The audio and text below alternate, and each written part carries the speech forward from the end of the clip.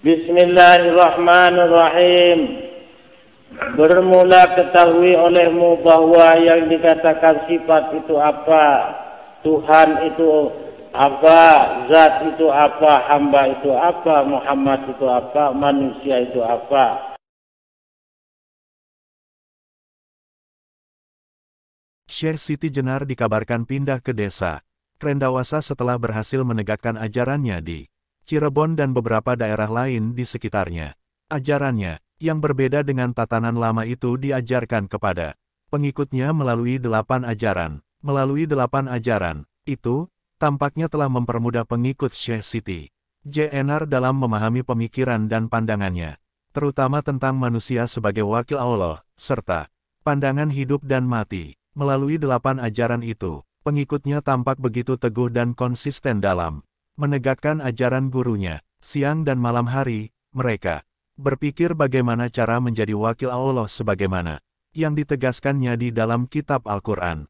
Selain itu, mereka juga berpikir bagaimana cara agar bisa segera memulai hidup baru di alam kehidupan yang abadi dan sebenar-benarnya. Menurut pengikut Syekh Siti Jenar, di dunia ini, manusia banyak menemui wujud neraka dalam kehidupan mereka, baik berupa kesedihan, kegelisahan, kesengsaraan, kerisauan, maupun kepahitan-kepahitan hidup yang lain.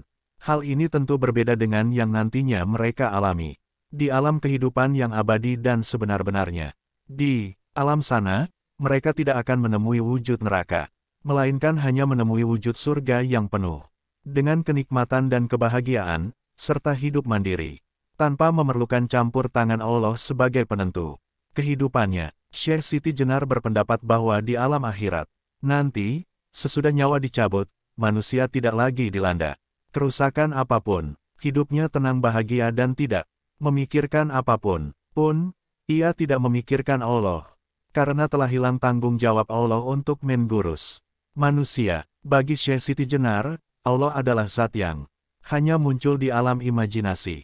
Dia tidak nyata karena telah melebur dan bersatu dengan manusia. Hal itu didasari oleh perbuatan yang curang sebagai bentuk keculasan agama. Banyak orang awam dan juga para ulama yang terlalu muluk-muluk memikirkan dosa, setan, iblis, kafir, musyrik, dan sebagainya.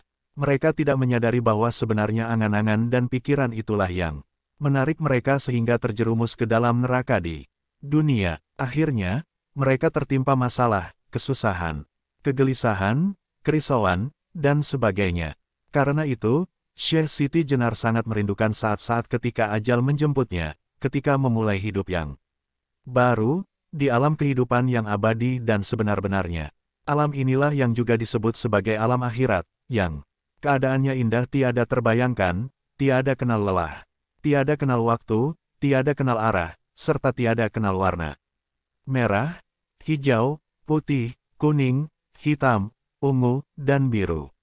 Syekh Siti Jenar sangat menanti waktu ia akan berpulang ke tempatnya yang abadi. Baginya, kelahiran di alam dunia, sama seperti di alam kematian, membuat dirinya begitu sengsara, merasakan kedinginan, kepanasan, karena memiliki hati yang terbelah dua, yakni hati yang tidak hanya menjadi tempat bersemayam Allah, melainkan yang menjadi tempat berkumpulnya sifat-sifat baru, keinginan-keinginan baru, dan angan-angan baru yang muluk-muluk. Baginya, hidup di dunia bagaikan hidup di alam kematian, yang najis, kotor, dan akan menjadi racun yang akan mengotori hati tempat bersemayam Allah. Seorang penguasa seperti halnya raja atau mereka yang memiliki kedudukan tinggi di tengah-tengah rakyat, yang sedang di hadapan hamba sahaya, yang duduk dan tidur di tempat yang bagus, yang memiliki tanah yang luas dan istana, rumah yang indah, mereka sangat bahagia dan congak. Mereka tidak tahu bahwa semua yang dimiliki itu tidak akan dibawa ke dalam kehidupan yang abadi. Dan sebenar-benarnya, mereka juga tidak tahu bahwa semua yang dimiliki itu akan musnah menjadi tanah. Namun, mereka yang berkuasa dan kaya itu tetap bahagia dan congak. Manusia yang hidup berupa mayat itu tidak menyadari bahwa mereka sama halnya dengan hamba, budak, atau kaula Gusti, karena sama-sama anak cucu Adam yang juga sebagai wakil Allah di bumi. Syekh Siti Jenar berpandangan bahwa manusia yang tidak menyadari dirinya sebagai wakil Allah akan memandang kehidupan dunia sebagai kehidupan yang nyata yang tidak akan ada lagi kehidupan seperti ini. Setelah kematiannya, inilah yang membuat manusia itu tersesat di dunia, sehingga terjerumus di dalam neraka. Yang dahsyat, jasad yang tak lain adalah mayat hidup, yang mengandung panca indera, bisa mendengarkan, bisa melihat, bisa merasakan, tanpa menyadari bahwa semua itu adalah fana dan akan rusak. Oleh karena itu, Syekh Siti Jenar mengajarkan kepada para pengikutnya bahwa jika mereka tidak menyadari dirinya sebagai wakil Allah akan lebih baik jika mereka mengakhiri kehidupannya di dunia untuk menempuh kehidupan yang abadi dan sebenar-benarnya. Di alam kehidupan yang nyata itulah, mereka akan terbebas dari ketentuan menganggap dirinya sebagai wakil Allah. Terkait ajaran Syekh Siti Jenar yang mengatakan bahwa manusia sebagai wakil Allah di bumi, ini adalah benar dan sesuai dengan kitab suci Al-Quran dan hadits Rasulullah SAW. Namun, khusus untuk ajarannya yang mengatakan bahwa alam kehidupan sebagai alam kematian, dan alam kematian sebagai alam kehidupan yang abadi. Dan sebenar-benarnya, hal tersebut sangat ditentang oleh Wali Sanga. Pasalnya, ajarannya ini nyata-nyata sangat menyimpang dari kitab suci Al-Quran dan hadits. Lebih jauh dari itu, ajarannya ini juga tidak sesuai dengan ijma ulama dan hukum peraturan Kesultanan Demak Bintoro. Karenanya, ajaran Syekh Siti Jenar dinyatakan sesat dan tidak boleh disebarluaskan di wilayah kekuasaan Kesultanan Demak Bintoro. Ajaran tersebut dikhawatirkan akan menjerumuskan banyak orang, terutama orang yang masih awam dalam mendalami agama. Syekh Siti Jenar berpendapat bahwa di dunia ini, manusia akan ditemukan dengan wujud surga dan neraka. Di alam ini, manusia akan mengalami kesialan dan kemudaratan, kecuali mereka yang telah menyadari dirinya sebagai wakil Allah dan menghiasinya dengan amalan-amalan sebagaimana yang ditegaskannya di dalam kitab suci Al-Quran. Bagi Syekh Siti Jenar, Wali Sanga telah salah dalam memahami ajaran hidup dan mati, serta surga dan neraka yang tidak berada di alam ini, tetapi di alam akhirat nanti. Karena itu, Syekh Siti Jenar tidak henti-hentinya menyebarkan ajarannya, walaupun ditentang oleh mereka sekalipun. Syekh Siti Jenar menganut paham tarikat Syatariyah, yang dipahaminya ketika berada di Makkah. Dari tarikat itulah, diperoleh pandangan sebagaimana yang ia yakini. Sekarang, karenanya, Syekh Siti Jenar menyucikan perilakunya siang dan malam hari, serta menguasai ilmu luhur demi menjadi wakil Allah di bumi. Sebenarnya, Syekh Siti Jenar memiliki banyak murid atau pengikut yang telah tersebar luas di daerah Cirebon dan sekitarnya. Tetapi, hanya 4 murid inilah yang dinyatakannya paling pandai di antara yang lain. Mereka adalah Ki Pringgoboyo, Ki Cantulo, Ki Donoboyo, dan Ki Bisono. 4 muridnya ini sangat paham ajaran yang diajarkan oleh Syekh Siti Jenar, dan mengetahui sungguh-sungguh bahwa manusia adalah wakil Allah yang kelak di kemudian hari akan hidup abadi di alam kehidupan. Karenanya, mereka juga menyucikan perilaku dan menguasai ilmu luhur siang dan malam hari, sebagaimana yang dilakukan oleh Syekh Siti Jenar. Murid-murid Syekh Siti Jenar berasal dari semua kalangan dan kelas, mulai dari anak bangsawan, petani, dan hamba sahaya. Di antara murid-muridnya itu, ada juga yang berasal dari anak raja keturunan Majapahit, yakni Ki Ageng Pengging atau yang lebih dikenal dengan nama Raden Kebo Kenanga. Adalah anak Prabu Brawijaya, Raja Majapahit, yang lebih memilih hitap menjadi petani setelah kerajaannya, Majapahit, diserang oleh pemberontak dari dalam istana. Namun, murid-murid Syekh Siti Jenar juga ada yang berasal dari kalangan petani dan hamba sahaya. Kebanyakan dari mereka berasal dari desa Krendasana, dan desa-desa lain yang ada di sekitar Krendawasa, seperti Banyundono, Teras, Demen, dan Dukuh, sekarang wilayah Boyolali. Mereka yang berdatangan mengikuti ajaran Syekh Siti Jenar adalah tak lain untuk memperoleh penerangan jiwa tentang keselamatan hidup di alam kematian dan alam kehidupan yang abadi dan sebenar-benarnya.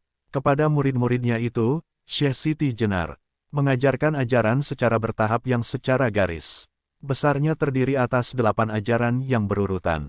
8 ajaran itu merupakan jalan bagi mereka untuk menjadi wakil Allah di bumi, serta menuju kehidupan yang abadi dan sebenar-benarnya. Setelah menerima ajaran tersebut, banyak di antara mereka yang lebih memilih mengakhiri hidup di dunia dengan berbagai cara, jika kenyataannya mereka tidak bisa menyadari diri sebagai wakil Allah. Di antara mereka ada yang membuat keonaran di tengah-tengah keramaian, mencuri hewan ternak milik penduduk, mengganggu gadis-gadis dan istri orang, dengan harapan agar mereka diadili dan dibunuh. Ada juga yang bersikap sombong, mengajak berkelahi setiap orang yang melihatnya, menerjang peraturan yang ada, dan sebagainya, dengan maksud agar dikeroyok banyak orang, sehingga mereka dapat menemui ajalnya dan memulai hidup di alam kehidupan yang abadi dan sebenar-benarnya. Namun, bagi murid-murid Syekh Siti Jenar yang bisa menyadari dirinya sebagai wakil Allah, maka mereka lebih memilih jalan hidup di dunia dengan dihinggapi kesedihan yang mendalam sambil berharap-harap agar mereka cepat dapat menemui ajalnya dengan wajar. Para murid Syekh Siti Jenar merasa tidak tahan lagi hidup di dunia ini yang diyakini sebagai alam kematian. Di dunia ini, mereka merasa dirinya seperti mayat-mayat yang berkeliaran kesana kemari yang sukanya mencari kesenangan duniawi. Pun, mereka akan selalu dilanda berbagai kesengsaraan, kesialan, kesulitan, penderitaan, dan duka nestapa. Para penduduk Kesultanan Demak Bintoro yang melihat tingkah pola murid-murid Syekh Siti Jenar merasa heran, bercampur rasa takut. Pasalnya, mereka melihat tingkah pola yang tidak wajar dari seorang manusia. Hampir di setiap tempat keramaian, mereka menemui murid-murid Syekh Siti Jenar yang membuat keonaran dan keributan, mencari gara-gara, dan dengan sengaja melanggar peraturan yang berlaku demi segera tercapai keinginan mereka, yaitu menemui ajal dan memulai hidup baru yang abadi dan sebenar-benarnya. Kabar tentang peristiwa tersebut segera sampai ke telinga Raden Patah, yang kemudian memerintahkan para prajuritnya untuk menangkap murid-murid Syekh Siti Jenar yang ditemui di jalanan. Tanpa terkecuali, siapapun mereka, meskipun mereka adalah anak dari bangsawan, semuanya diperintahkan agar ditangkap dan dimasukkan ke penjara. Namun anehnya, setelah dimasukkan ke penjara, mereka saling membunuh satu sama lain, dan ada pula yang menyiksa diri sendiri hingga akhirnya mati sebelum kasusnya diadili di pengadilan kesultanan.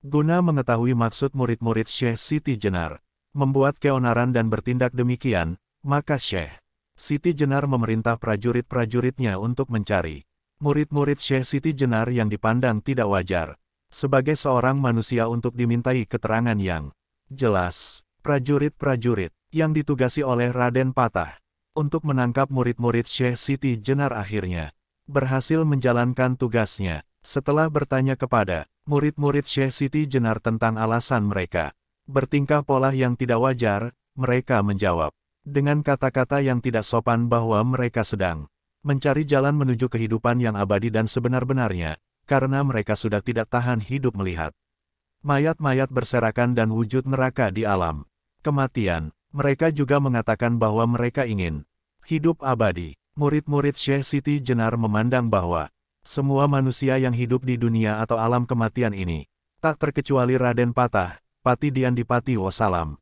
petinggi kesultanan, wali sanga, para ulama, santri-santri, atau penduduk desa, orang Awaran adalah mayat-mayat yang bodoh dan tidak mengerti apapun.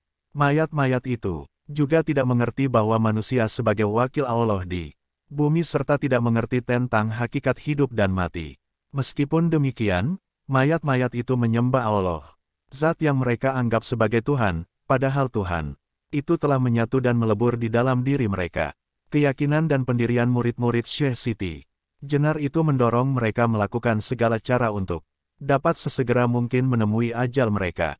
Hal itu tidak hanya karena mereka menginginkan kehidupan yang abadi dan sebenar-benarnya, melainkan karena mereka sudah bosan melihat mayat-mayat yang berkeliaran dan wujud neraka yang setiap hari mereka temui.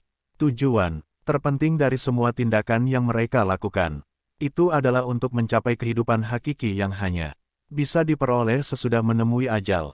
Dan, lebih dari itu, hal itu juga mereka lakukan untuk mencapai kebebasan. Bebas dari wujud neraka di dunia dan campur tangan Tuhan mereka. Kemudian, sebagian murid Syekh Siti Jenar mengajak sesamanya untuk berkelahi dengan senjata tajam, atau saling mencekik satu sama lain. Tujuan dan maksud utamanya adalah tak lain agar mereka cepat memulai kehidupan yang abadi dan sebenar-benarnya, sehingga mereka benar-benar bebas dari ancaman neraka berupa kepahitan-kepahitan hidup dunia. Sebagian lagi mengajak tetangganya dan para penduduk desa untuk mengetahui arti manusia sebagai wakil Allah di bumi serta hakikat hidup dan mati. Mereka mengatakan bahwa Raden Patah dan Wali Sanga hanyalah pembujuk dan penipu banyak orang yang dengan kelicikan mereka hendak memerintah orang untuk mengikuti perintah mereka.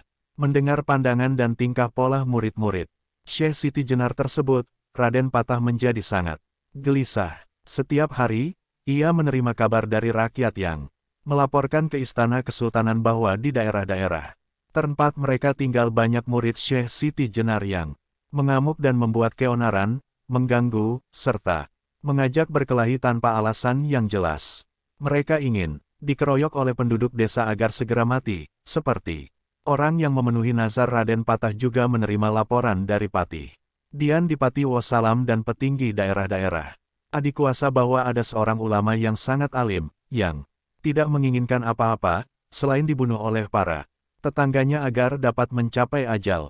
Ulama ini adalah tidak lain juga dikenal oleh Raden Patah dan Wali Sanga. Kemudian, Raden Patah meminta Patih Dian Dipati Wassalam untuk mencari beberapa telik sandi yang dapat diutus untuk memperoleh keterangan yang jelas mengenai sebab musabab murid-murid Syekh Siti Jenar bertingkah pola tidak wajar layaknya manusia pada umumnya. Para telik sandi ini diperintah agar bisa menyamar sebagai orang awam yang hendak meminta wejangan kepada Syekh Siti Jenar di desa Krendawasa. Patih Dian Dipati Wassalam menyanggupi perintah Raden Patah, kemudian segera mencari beberapa telik sandi yang menurutnya dapat mengemban tugas tersebut.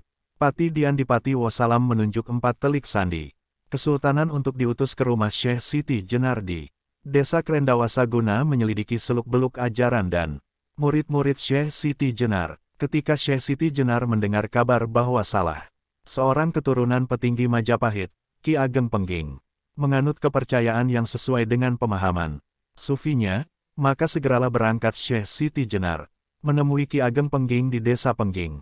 Setibanya di sana, Syekh Siti Jenar langsung menuju padepokan yang letaknya tidak jauh dari tempat tinggal Ki Ageng Pengging. Di tempat itulah awal mula pertemuan Syekh Siti Jenar dengan Ki Ageng Pengging. Ki Ageng Pengging yang sebelumnya tidak menyangka bahwa ia akan didatangi oleh Syekh Siti Jenar merasa terkejut, dan dalam perbincangannya, ia bertanya tentang maksud kedatangan Syekh Siti Jenar menemuinya. Syekh Siti Jenar menjelaskan bahwa maksud kedatangannya menemui Ki Ageng Pengging adalah tak lain untuk bertukar pikiran atau pendapat tentang kepercayaan.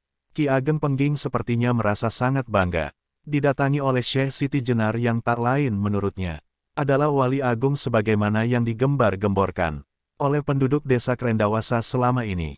Maka dari itu, ia meminta istrinya untuk memasak selamatan nasi kebuli.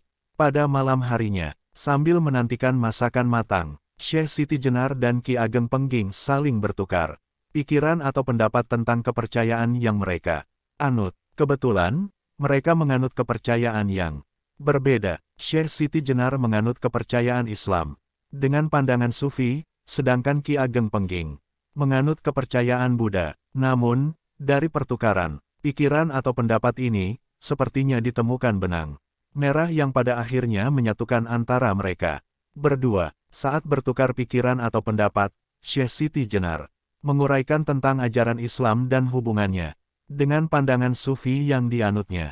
Sedangkan, Ki Ageng Pengging menguraikan ajaran Hindu-Buddha yang selama ini diyakininya sebagai kepercayaan yang dapat mengantarkannya menemukan hidup yang sejati. Ki Ageng Pengging mendengarkan dengan penuh andap asyor, tata krama bahasa Jawa, uraian Syekh Siti Jenar yang menerangkan ajaran Islam secara runtut teratur. Klan mudah dipahami, sehingga Ki Ageng Pengging yang sebelumnya tidak pernah bersentuhan dengan ajaran Islam dapat memahami sesuatu yang disampaikan oleh Syekh Siti Jenar secara jelas. Akhirnya, di tengah-tengah pertukaran pendapat, keduanya berkesimpulan bahwa meskipun kepercayaan mereka berbeda, tetapi pada hakikat Allah, klan Sang Hyang Widi adalah sama. Klan merupakan satu kesatuan yang berbeda bentuk atau wujudnya. Menjelang tengah malam, masakan nasi kebuli telah matang. Kemudian, Syekh Siti Jenar klan Ki Ageng Pengging duduk bersama di serambi padepokan untuk menikmati masakan bersama. Saat itu, pertukaran pikiran atau pendapat berhenti sejenak, klan dilanjutkan kembali. Setelah mereka berdua selesai menikmati masakan, cukup lama Syekh Siti Jenar klan Ki Ageng Pengging menikmati masakan di serambi padepokan hingga tiba waktu tengah malam. Kemudian, mereka berdua masuk ke padepokan klan hendak melanjutkan kembali pertukaran pikiran atau pendapat. Ki Ageng Pengging mengambil kain putih yang dipakai untuk menutupi hidangan, kemudian mengikatkan kain putih itu di kepala. Sedangkan, Syekh Siti Jenar duduk bersila menghadap ke barat klan menunggu kedatangan Ki Ageng Pengging di hadapannya untuk kembali melanjutkan pertukaran pikiran atau pendapat. Syekh Siti Jenar membuka pertukaran pikiran atau pendapat dengan bertanya tentang wujud Allah kepada Ki Ageng Pengging. Namun, Ki Ageng Pengging tidak menjawab karena memang ia tidak mengetahui. Lalu, Ki Ageng Pengging balik bertanya kepada Syekh Siti Jenar tentang keberadaan Sang Hyang Widi. Namun, Syekh Siti Jenar juga tidak menjawab karena memang ia tidak mengetahui. Lalu, keduanya sama-sama diam sambil merenungkan jawaban dari pertanyaan tersebut. Setelah cukup lama merenung, Ki Ageng Pengging mengatakan bahwa kelak ketika sudah mati, ia akan tinggal di nirwana bersama para dewa dan dewa tertingginya. Sang Hyang Widi. Mendengar perkataan itu, Syekh Siti Jenar mengatakan salah kepada Ki Ageng Pengging. Lalu, Ki Ageng Pengging meminta Syekh Siti Jenar menjelaskan keadaan yang kelak akan ia alami ketika sudah meninggal. Syekh Siti Jenar menjelaskan dengan pandangan sufinya. Ia menjelaskan kepada Ki Ageng Pengging bahwa kematian adalah awal dari kehidupan yang baru. Kematian adalah awal dari kehidupan abadi yang di sana berlaku ketentuan syariah. Sebaliknya, kehidupan di dunia adalah seperti kematian. Manusia terikat angan-angan yang muluk-muluk, iblis, setan, kafir, dan budi yang sebenarnya dapat menjerumuskan pada pikiran dan perbuatan yang tidak baik. Akibatnya, mereka terjatuh ke dalam neraka di dunia. Syekh Siti Jenar juga menceritakan kepada Ki Ageng Pengging tentang kebenciannya hidup di dunia. Karena itu, ia begitu merindukan kehidupannya yang dahulu, sebelum ia dilahirkan ke dunia, tatkala masih dalam keadaan suci. Tanpa noda setitik pun, tanpa dosa sekecil pun, dan tiada tahu warna-warni kehidupan di dunia. Syekh Siti Jenar juga menambahkan bahwa ia sangat rindu akan kematian. Sebab, baginya, hidup di dunia terasa sangat memberatkan. Begitu banyak cobaan yang bisa membuatnya lalai kepada Sang Pencipta. Inilah yang membuat manusia terjerumus di dunia sehingga terbakar api neraka yang sangat dahsyat. Manusia yang hidup di dunia bagaikan mayitun atau mayat. Mayat-mayat itu berkeliaran mencari kesenangan, kebahagiaan, memanjakan hawa nafsu, mendambakan kekayaan yang berlimpah, mendambakan perhiasan yang berkilauan, tanpa menyadari bahwa mereka tak ubahnya mayat yang memang sengaja dihidupkan oleh Sang Pencipta untuk memenuhi kewajibannya, bukan kebutuhannya. Ki Ageng Pengging mendengarkan penjelasan Syekh Siti Jenar dengan penuh perhatian. Namun, ia tidak memahami sepenuhnya penjelasan dari Syekh Siti Jenar. Maklum, ia berbeda kepercayaan dengan Syekh Siti Jenar. Karena itu, ia hanya terdiam sambil merenungkan penjelasan Syekh Siti Jenar. Penjelasan Syekh Siti Jenar tentang kematian menarik hati Ki Ageng Pengging. Lalu, Ki Ageng Pengging meminta Syekh Siti Jenar untuk memberikan wejangan tentang hakikat Sang Pencipta itu klan tempat dia berada. Dan, Syekh Siti Jenar menjelaskan mengenai persoalan Sang Pencipta yang dalam kepercayaan Buddha disebut Sang Hyang Widi. Menurut Syekh Siti Jenar, Sang Pencipta itu tidak tampak oleh mata manusia.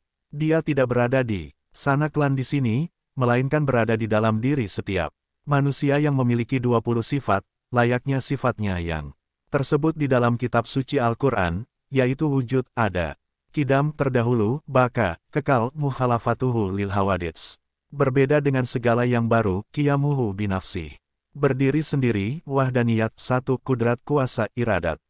Berkehendak, ilmu, mengetahui, hayat, hidup, sama. Mendengar, basar, melihat, kalam, berbicara, kaunuhu. Kadiran, keadaannya yang maha kuasa, kaunuhu. Muridan, keadaannya yang maha berkehendak, kaunuhu. Aliman keadaannya yang maha mengetahui, klan. Kaunuhu Bashiran keadaannya yang maha melihat.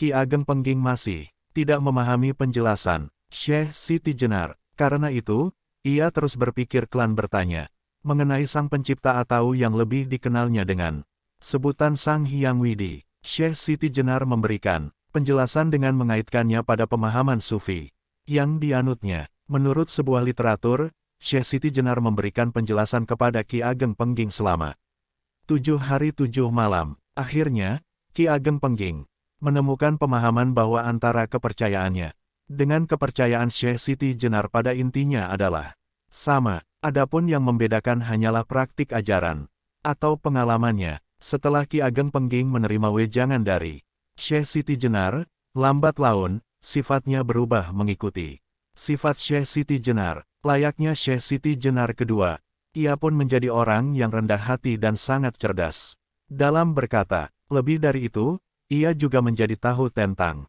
hakikat Sang Pencipta serta arti hidup di dunia dan setelah kematian sehingga membenarkan paham sufi yang dianut oleh Syekh Siti Jenar. Menurut Ki Ageng Pengging, manusia hidup haruslah mengerti tentang hak-hak kehidupan agar ia tidak terjerumus pada lembah keniscayaan, kebrutalan, dan keserakahan. Lembah inilah yang pada akhirnya menjauhkan seseorang dari nirwana, atau yang lebih dikenalnya sebagai tempat hidup abadi milik para dewa.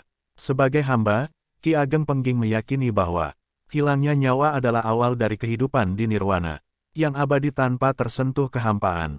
Adanya Sang Hyang Widi adalah karena hidup dengan tenang klan menyatukan diri dengan alam. Sang Hyang Widi yaitu Allah, Allah yaitu Sang Hyang Widi.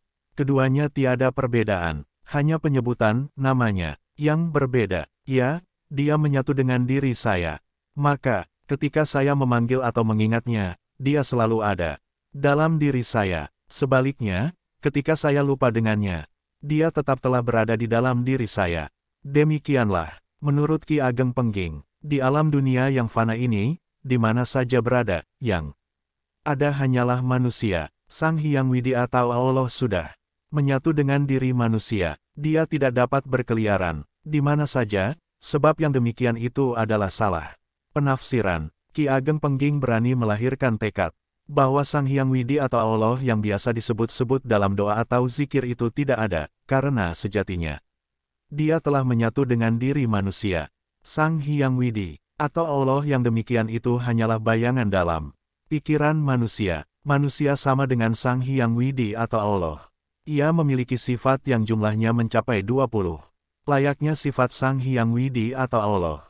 Antara agama Islam dengan Hindu adalah sama, tiadalah perbedaan di antara keduanya. Adapun yang membedakan hanyalah praktik ajaran atau pengamalannya, sedangkan hakikat sama. Selain itu, Islam dengan Hindu adalah sebuah simbol, nama dari kepercayaan. Demikianlah Ki Ageng Pengging, yang sudah bersepakat dengan Syekh Siti Jenar tentang paham kepercayaan, setelah ia berguru selama 7 hari, 7 malam kepada Syekh Siti Jenar. Manusia hidup di dunia ini hanya menghadapi 2 masalah, yakni susah senang, sedih bahagia, miskin kaya, kejam welas asih, sakit sehat, muda tua, dan sebagainya. Yang kesemuanya sudah dijodohkan oleh Sang Hyang Widi, atau Allah, layaknya Tuhan dengan hambanya, semuanya diciptakan berpasang-pasangan. Manusia hidup tidak merasakan kematian, karena kematian sejatinya telah ia rasakan ketika hidup di dunia. Justru, yang dirasakan manusia adalah kehidupan baru yang sebenar-benarnya setelah ajal menjemput. Demikianlah pengetahuan yang bijaksana, yang meliputi dasar ajaran Syekh Siti Jenar, ajaran tentang hakikat Sang Pencipta dan kehidupan yang tak ubahnya kematian. Menurut Ki Ageng Pengging yang sudah berguru kepada Syekh Siti Jenar, hidup itu adalah manusia. Maksudnya, manusia sebagai makhluk yang memegang peranan paling utama, sedangkan yang lainnya berupa bumi, matahari, bulan, bintang, binatang, alam, dan makhluk lainnya hanyalah semu, yang kesemuanya akan hancur pada masanya. Sang Hyang Widi atau Allah bukanlah sesuatu yang bersifat gaib, karena memang telah menyatu dengan diri manusia. Sang Hyang Widi atau Allah bisa pergi dari diri manusia bila ia berbuat aniaya, dan menyimpang dari hak-hak yang telah digariskannya. Syahadat itu berupa kepalsuan, sedangkan yang benar. Manusia tidaklah wajib mengucap syahadat, karena iman sebenarnya telah tertanam di dasar hati setiap manusia. Hanya saja, kecongkakan, keangkuhan, dan kesombongan. Itulah yang membuat iman di dasar hati tertutup, sehingga yang tampak adalah kekafiran kemurtadan. Ki Ageng Pengging sangat bersemangat menyebarkan ilmunya kepada masyarakat di desa Pengging dan sekitarnya, karena diketahui bahwa ia adalah keturunan dari salah seorang petinggi Majapahit, maka banyak orang yang mengikutinya dan menganut ajarannya. Setiap hari, berduyun-duyun orang datang untuk mendengarkan ceramahnya. Mereka tidak hanya berasal dari daerah sekitar Pengging, melainkan juga dari daerah yang lain, yang sangat jauh dari Pengging. Bahkan, ada juga orang yang datang dari daerah yang sangat dekat dari Kesultanan Demak Bintoro. Hal ini tentunya membuat gaduh suasana di dalam Kesultanan Demak. Raden Patah yang saat itu menjabat sebagai raja gelisah karena dikhawatirkan Ki Ageng Pengging sedang mengumpulkan kekuatan besar untuk menyerang Kesultanan Demak Bintoro. Semua ajaran yang disampaikan oleh Ki Ageng Pengging dapat diterima dengan mudah oleh masyarakat awam. Tiada yang dirahasiakan, tanpa embel-embel syariat, tiada pula pujian-pujian kepada Sang Hyang Widi atau Allah, dan tiada pula solawat kepada Muhammad bahkan, berwudu atau sekadar bersuci dari hadas kecil saja tidak diperlukan. Semua orang yang datang diberikan wejangan ilmu tentang Sang Hyang Widi atau Allah dan kehidupan di dunia yang tak lain menurutnya adalah kematian. Tidak peduli mereka dari kalangan raja, adipati, atau rakyat jelata sekalipun. Semua yang meminta wejangan diberikannya sebagaimana yang diwejangkan oleh Syekh Siti Jenar padanya. Ki Ageng Pengging yang sudah mendapatkan ilmu dari Syekh Siti Jenar berani meniadakan wujud Sang Hyang Widi atau Allah. Bahkan, menyebut namanya saja dinilai salah. Berdoa menggunakan namanya juga salah.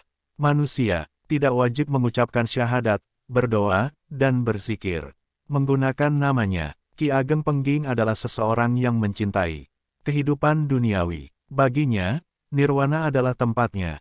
Hidup di dunia ini, ia berpikiran atau berpendirian teguh pada pemahaman yang diyakininya di dalam diri, yang sesungguhnya dinilai salah oleh para pemeluk agama Buddha pada umumnya. Ki Ageng Pengging berpegangan pada budi yang tunggal, sebagaimana Syekh Siti Jenar yang berpegangan pada budi yang tunggal, yang diyakininya itu tak lain adalah diri sendiri. Ki Ageng Pengging dapat menata jiwa yang baik sekali, sehingga, walaupun hidupnya kurang beruntung, namun ia tetap merasa tenteram dan tenang. Ia menguasai ilmu luhur tentang kematian, sehingga, kapan dan di mana pun, ia tetap bisa mati mulia selagi menginginkannya. Ia dapat menguasai jiwanya yang ketakutan menghadapi kematian sehingga menjadi tenang. Ia sungguh manusia yang bijaksana, tahu cara duduk tenang, mengatur pola pernapasan, dan memejamkan matanya, lalu mulai mengosongkan diri dan menyatukan diri dengan alam. Sehingga, perangainya selalu lurus mengikuti kemauan hatinya bagaikan peluru yang ditembakkan dari senapan. Ki Ageng Pengging juga seorang yang dikenal dapat mengatur siasat perang yang mematikan kekuatan lawan. Maka, ia pun mengetahui cara mengubrak-abrik Kesultanan Demak Bintoro yang saat itu berkuasa. Ia berpendapat bahwa raja atau penguasa itu tak lain adalah manusia, yang siang malam pekerjaannya hanyalah berdusta belaka. Siang malam pekerjaannya hanyalah mengeruk tenaga rakyat tanpa pernah membayar mereka dengan setimpal. Raja hidup dalam kekuasaan yang rentan membuatnya lupa kepada Sang Hyang Widi atau Allah. Siang malam, ia hanya sibuk memikirkan kekuasaannya. Maka, tidak heran jika banyak rakyatnya yang menderita tidak mendapatkan perhatiannya. Demikianlah sedikit gambaran tentang Ki Ageng Pengging, seorang murid Syekh Siti Jenar yang teguh pendirian dan gagah berani. Raja Kesultanan Demak Bintoro, Raden Patah, sudah mendengar kabar tentang Ki Ageng Pengging yang telah menjadi murid Syekh Siti Jenar. Maka, saat itu pula, ia dinyatakan membangkang Kesultanan Demak Bintoro, karena menyebarkan ajaran yang bertentangan dengan Wali Sanga, ajaran yang dinilai dapat menyesatkan masyarakat awam. Namun, tidak mudah bagi Raden Patah untuk menindak tegas Ki Ageng Pengging. Sebab, Ki Ageng Pengging masih keturunan petinggi Majapahit. Ki Ageng Jayaningrat, yang menikah dengan Raden Ajeng Prambayun, anak Prabu Brawijaya. Raden Patah khawatir jika Ki Ageng Pengging akan mengadakan pemberontakan terhadap Kesultanan Demak Bintoro karena dendam atas Kesultanan Demak Bintoro yang telah memutuskan ikatan dengan Majapahit. Ketika kondisi Majapahit sedang dilanda kemelut akibat pemberontakan serta perang perebutan kekuasaan di kalangan raja-raja, apalagi diketahui bahwa Ki Ageng Pengging enggan tunduk pada Kesultanan Demak Bintoro. Dan sekarang sedang mengumpulkan banyak orang untuk diajarkan ilmu kemoksaan raga. Ki Ageng Pengging memperoleh ilmu kemoksaan raga dari Syekh Siti Jenar, seorang penganut ajaran Sufi yang dinyatakan sesat oleh Wali Sanga karena menyebarkan ajaran Sufi berdasarkan pandangannya sendiri, tidak berdasarkan Al-Quran apalagi Sunnah Rasulullah. Lebih sesat dari itu, Syekh Siti Jenar juga tidak menganggap keberadaan Allah. Ia justru menganggap bahwa diri sendiri adalah Allah. Meskipun demikian, semakin bertambahnya hari, semakin banyak orang yang tertarik pada ajaran Sufinya. Ki Ageng Pengging mencemooh agama Islam yang disebarkan oleh Wali Sanga. Ia mengatakan bahwa masyarakat Demak telah salah menyembah Allah dan mengikuti syariat yang diajarkan oleh Nabi Muhammad SAW, karena Allah itu sesungguhnya tidak ada. Adapun yang ada hanyalah bayangan yang membentuk wujud Allah. Karena Allah telah menyatu di dalam diri manusia.